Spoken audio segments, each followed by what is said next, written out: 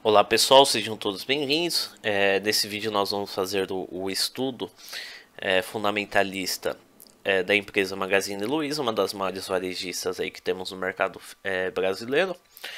Nós vamos fazer uma análise do período dos 3 primeiros trimestres de 2020, que é os períodos que temos apurados até agora, e vamos fazer um comparativo para a questão de estudo, de avaliação e comparar com os períodos anteriores. Nós vamos utilizar os 3 primeiros trimestres de 2014 até 2020 e vamos fazer um comparativo entre os períodos.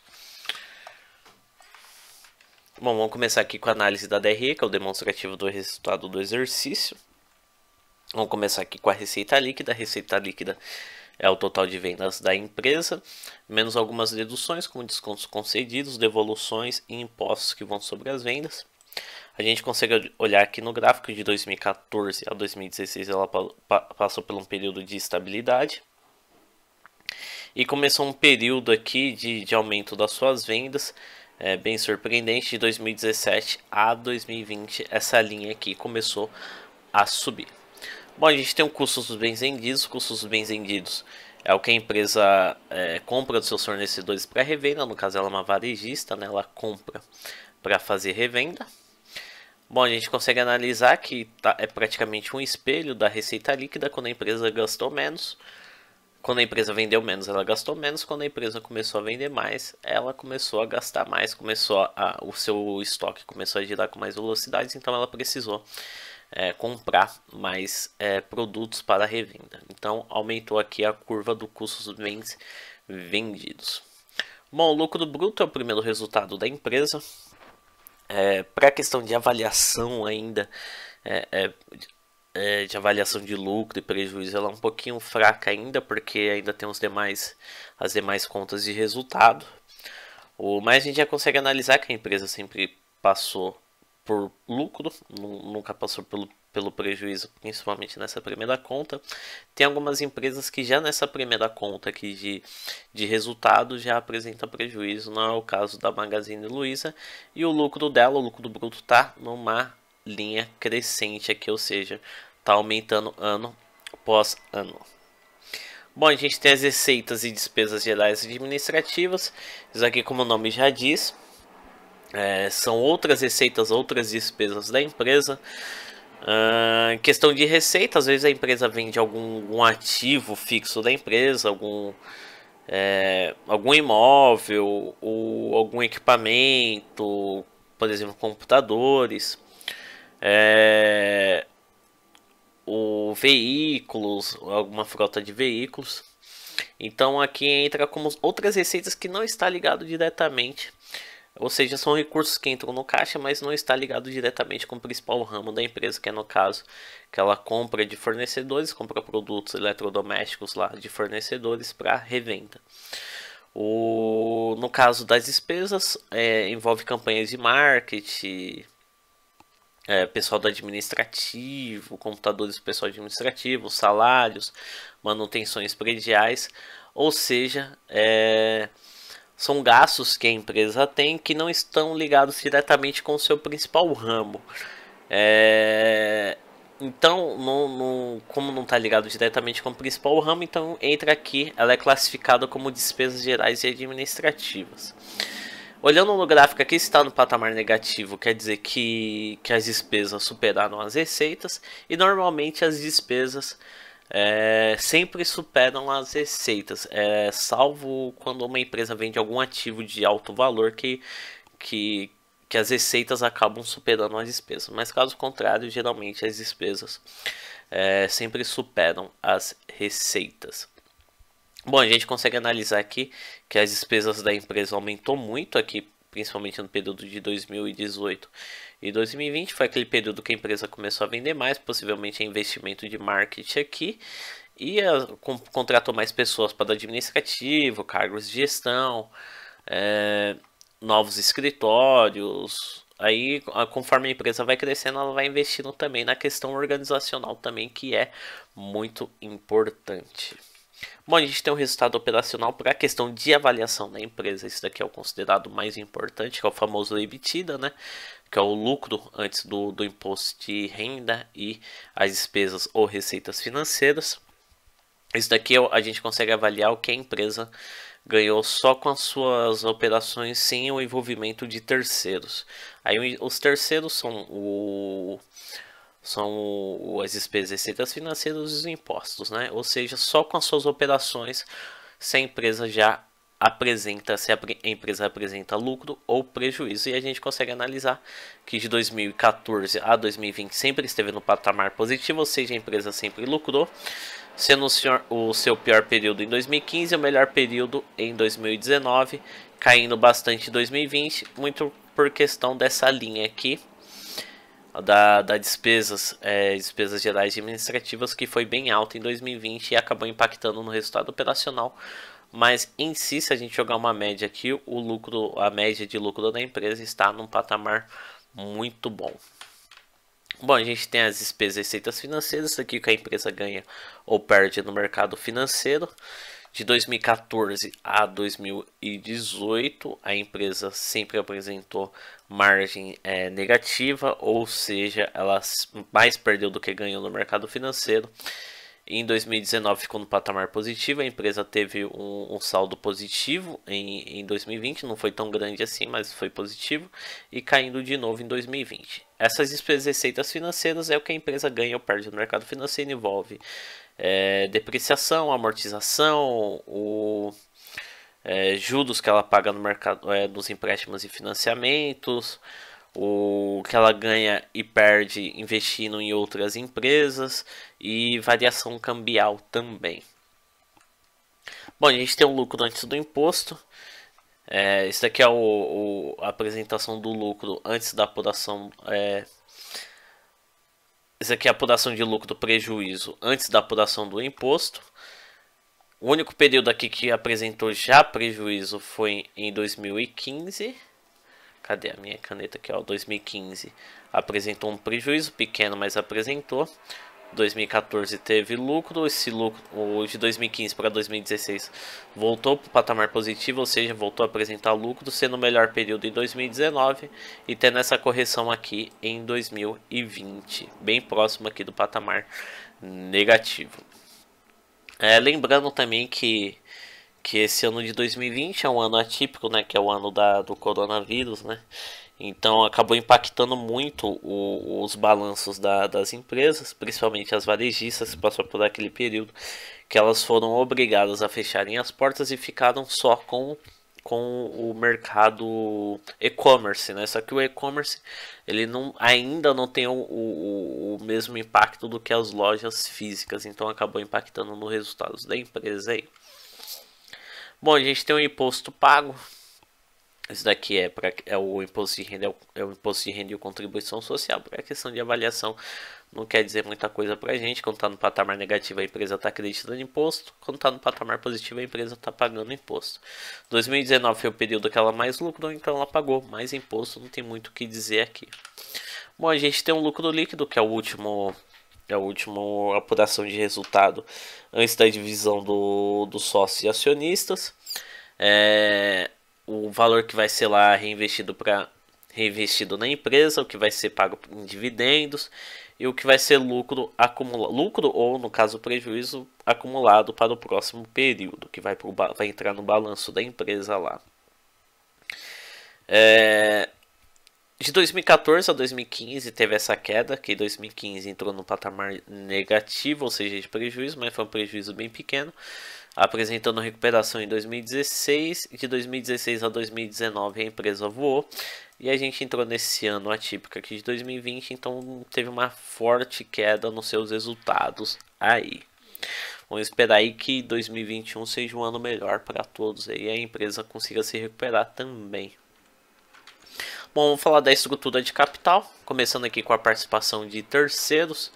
Isso aqui a gente faz um estudo em relação ao quanto a quantidade montante de empréstimos e financiamentos que a empresa captou no mercado financeiro em relação ao que foi investido pelos sócios e acionistas lá no patrimônio líquido.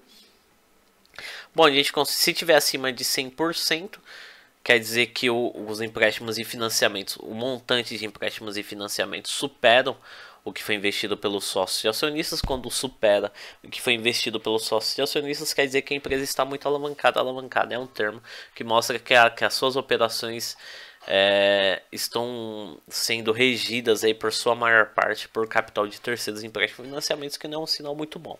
Agora, quando está abaixo de 100%, quer dizer que o patrimônio líquido supera os empréstimos e financiamentos, então as operações da empresa, por sua maior parte, está sendo investidas por capital próprio, ou seja, o capital que foi investido lá no início pelos sócios e acionistas da empresa. Bom, batendo o olho aqui no gráfico de 2014 a 2017. Opa, deixa eu... 2014 a 2017 ficou acima do patamar de 100%, quer dizer que a maior parte das operações da empresa estava sendo operado por capital de terceiros, ou seja, passou por um período de alavancagem, diminuindo abaixo de 100% em 2018. A partir de 2018 a 2020, a empresa começou a ser operada por sua maior parte com capital próprio, ou seja, diminuindo aí a questão do endividamento da empresa. Bom, a gente tem a composição do endividamento. Isso daqui a gente faz um comparativo da dívida a curto prazo em relação ao longo prazo. O ideal é que a maior parte da dívida da empresa esteja a longo prazo e a menor parte esteja a curto prazo, para a empresa poder tempo de gerar o seu fluxo de caixa, gerar seu estoque e poder ter recursos o suficiente para poder quitar esse endividamento em dia. Bom, batendo o olho aqui, o único período que foi abaixo de 50% foi em 2015. 2015 e 2018. Foi o único período aí que ficou, os únicos períodos que ficou abaixo de 50% foi 2015 e 2018, ou seja, só em 2015 e 2018 que a menor parte da dívida da empresa ficou a curto prazo e a maior parte a longo prazo, e no restante dos períodos a maior parte da dívida da empresa ficou a curto prazo e a menor parte a longo prazo, sendo o pior período aqui em 2014, quase o total da sua dívida ficou a curto prazo, então ela teve que correr aí para poder quitar essa dívida, caindo bastante em 2015, aumentando um pouquinho em 2016 a 2017, ficando no patamar até que aceitável, entre 60% e 70%, e aumentando bastante aqui em 2020, quase chegando ao patamar de 80%, ou seja, 80% da dívida da empresa está para ser paga a curto prazo e apenas 20% está para a longo prazo. Bom, vamos falar da análise de rotatividade, vamos falar da rotatividade do estoque, quanto tempo depois que a empresa coloca um produto em estoque, quanto tempo em média ele fica parado lá após para ser vendido, né? Bom, a gente consegue bater o olho aqui. A empresa mantém até uma certa estabilidade, que o ideal quanto menor, melhor. De 2014 a 2019 ficou no patamar de entre 8 dias aproximadamente. E em 2020 aqui entrando em 10 dias, ou seja, em 2020 um estoque ficou parado aí. Um produto ficou parado em estoque 10 dias. Ele demorou 10 dias para ser vendido. E o ideal quanto menos dias melhor, porque estoque parado é dinheiro parado, né? Em 2020 também aumentou um pouquinho a quantidade de dias de produtos parados em estoque por causa da pandemia. As lojas físicas foram fechadas, em alguns casos teve redução do horário, né, de operação, e a empresa, muitos lojistas aí partiram para o e-commerce também, só que o e-commerce ainda ele não tem o mesmo impacto que uma loja física. Bom, a gente tem um prazo médio de recebimentos, aqui é quantos dias em média a empresa demora para receber dos seus clientes depois que ela efetua a venda, aqui também o ideal, quanto melhor, melhor. De 2014 a 2017 ficou num período razoável, 3 dias aproximadamente, aumentando aqui em 2018, demorando aí aproximadamente quase 5 dias para poder receber de seus clientes, caindo um pouquinho em 2019, a empresa demorou quase 4 dias aí para poder receber de seus clientes. Em 2020, o pior período, ela demorou aí aproximadamente 6 dias e meio para poder receber dos seus clientes, lembrando que 2020 é um ano atípico, então muita gente aí acabou atrasando o pagamento. Muita gente perdeu o emprego também, a questão econômica acabou afetando muito a questão dos varejistas. Bom, a gente tem um prazo médio de contas a pagar. Isso aqui é quanto tempo a empresa demora para poder pagar os seus fornecedores. Depois que ela efetua a compra, o ideal também, quanto maior melhor, o ideal é superar o prazo médio de recebimento, o ideal é a empresa receber primeiro e depois pagar seus fornecedores. Então a linha do prazo médio de recebimento deve ser inferior ao prazo médio de contas a pagar, que é o próximo gráfico que a gente vai verificar, que vai ser o próximo slide.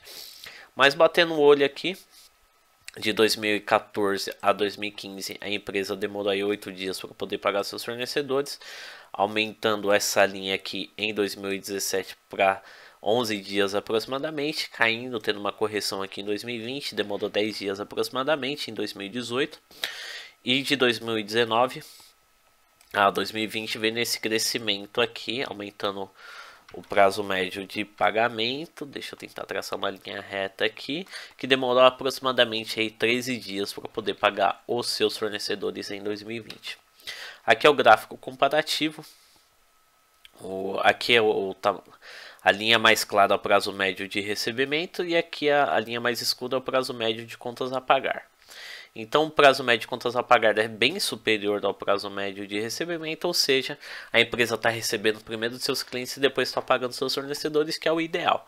Se no caso fosse ao contrário, se o prazo médio de contas a pagar fosse inferior ao prazo médio de recebimento, quer dizer que a empresa está pagando primeiro os seus fornecedores e depois está recebendo seus clientes. Quando ocorre isso, há uma grande tendência da empresa ter que captar capital de giro, e capital de giro é empréstimos e financiamentos, e acaba alavancando mais a empresa.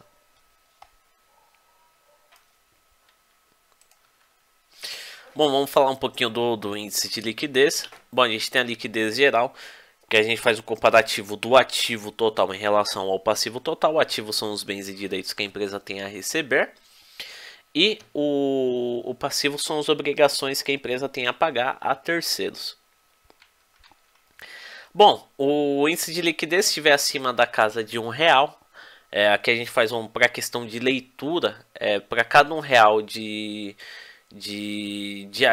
para cada R$1 de passivo, quanto que a empresa tem de ativo.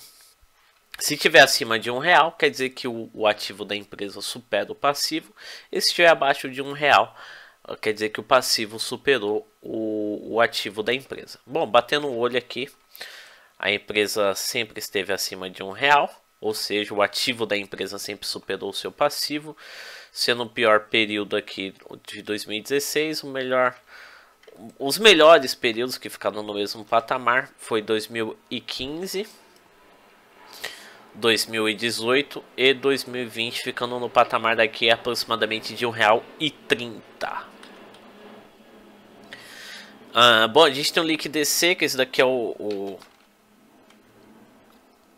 pera aí, pessoal, eu falei que isso daqui é o liquidez corrente. Eu pulei aqui, acabei pulando um slide. Bom, liquidez corrente, o liquidez é o ativo circulante em relação ao passivo circulante, ou seja, o ativo que a empresa tem a receber a curto prazo e o passivo que a empresa tem a pagar a curto prazo. Então, aqui é a mesma ideia, não muda. Se estiver acima de R$1, quer dizer que o ativo circulante supera o passivo circulante. Se estiver abaixo de R$1, quer dizer que o passivo circulante supera o ativo circulante da empresa. Bom, liquidez geral é a mesma coisa, só que a gente, igual eu falei lá no outro slide, é o ativo total em relação ao passivo total da empresa. É a mesma coisa, se estiver acima do patamar de R$1, quer dizer que o ativo total supera o passivo, que é o caso da empresa. Teve um período de estabilidade de 2014 a 2017, mantendo o mesmo nível aí de R$1,20, subindo em 2018 para R$1,40, caindo um pouquinho em 2019, um pouquinho abaixo do patamar de R$1,20 e aumentando aqui em 2020 para R$1,50 aproximadamente.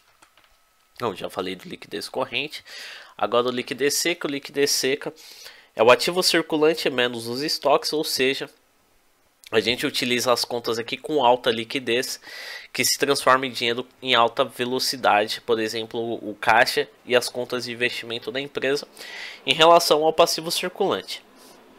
Aqui raramente, como a gente utiliza menos contas no passivo, no ativo circulante da empresa, então aqui raramente supera o patamar de R$1. O ideal aqui está próximo do patamar pelo menos de 50 centavos, que é o ideal. Aqui os únicos períodos que chegaram próximo a 50 centavos foi 2015 e 2020. O pior período foi 2019, entrando aí na casa aí de 28, 27 centavos aproximadamente. Bom, a gente tem um índice de rentabilidade. Isso aqui é o giro do ativo. Para cada R$1 que foi investido pelos sócios e acionistas, não, para cada R$1 que foi investido no ativo total da empresa, para cada R$1 que eu tenho de ativo, quanto teve retorno de venda. A gente consegue avaliar aqui que a situação da empresa veio caindo aqui um pouquinho. Sendo o melhor período aqui foi 2014 e 2017, ficando aqui para cada R$1 de ativo total da empresa, ela teve um retorno de R$1,58 aproximadamente. Vem um período ruim em 2016, caindo um pouquinho aqui para quase R$1,20. E o pior período em 2020, aí de 2018 a 2020 veio nessa queda aqui, sendo o pior período em 2020, ficando na casa aproximadamente aí de 90 centavos, ou seja, de 90 ou 85 centavos, ou seja, para cada R$1 que a empresa teve um investimento nativo, ela teve um retorno de vendas aí de 85 centavos aproximadamente. Bom, a gente tem a margem operacional, isso aqui é a margem de lucro, utilizando aquela conta apuração de lucro ou prejuízo do resultado operacional, verificar qual foi a margem em relação às vendas, qual foi o percentual, qual foi a representatividade percentual do resultado operacional em relação ao total de vendas, né, das vendas que a gente teve, qual foi o resultado, o operacional, quanto que a empresa vendeu os seus produtos, utilizando só suas despesas e receitas envolvendo as suas operações. Bom, batendo o olho aqui sempre esteve no patamar positivo, sendo o melhor período em 2017, ficando aqui na casa dos 7,5% aproximadamente, caindo um pouquinho em 2019, sendo o pior período aqui em 2020 na casa aproximadamente de 2,8%, 2,7% aproximadamente. Bom, a gente tem a margem líquida. Esse daqui é para cada produto que a empresa vendeu, quanto virou lucro de fato para a empresa, quanto entrou lá que vai ser dividido entre os sócios e acionistas, pagamento de dividendos e o que vai ser o lucros ou prejuízos para o próximo período. Ou seja, aqui é o que demonstra o percentual de lucro quando a empresa vendeu lá saiu, vamos supor lá, uma batedeira lá, qual foi a margem de lucro dessa batedeira. 2014 a empresa apresentou lucro de aproximadamente aí 1,5%, entrando no patamar negativo, ou seja, a empresa não obteve lucro em 2015, ficou no patamar negativo, apresentando uma recuperação de 2016 até 2017, uma recuperação muito forte, de aproximadamente aí 5,5%, 5,7% aproximadamente. E essa queda absurda aqui em 2020 de aproximadamente de 0,9% aproximadamente. Lembrando que aqui tem um maldito do coronavírus. Então acabou impactando bastante o resultado, pelo menos nesses 3 primeiros trimestres da empresa. Vamos esperar o que vai acontecer também no resultado do quarto trimestre, que teve a abertura da economia, né, das lojas, né, da abertura das lojas físicas. Acredito que vai melhorar um pouquinho em 2020, mas 2020 é um ano, infelizmente, para ser esquecido para muitas empresas ainda. Mas a gente termina a análise aqui, pessoal. Espero que vocês tenham gostado. Quem puder estar se inscrevendo no canal, agradeço demais. Quem puder também tá deixando aquele like, contribuindo aí já. Ou se você tiver alguma empresa que você queira que seja analisada, deixe nos comentários aí. Espero que vocês tenham gostado. Um grande abraço, fiquem com Deus. Até os próximos vídeos.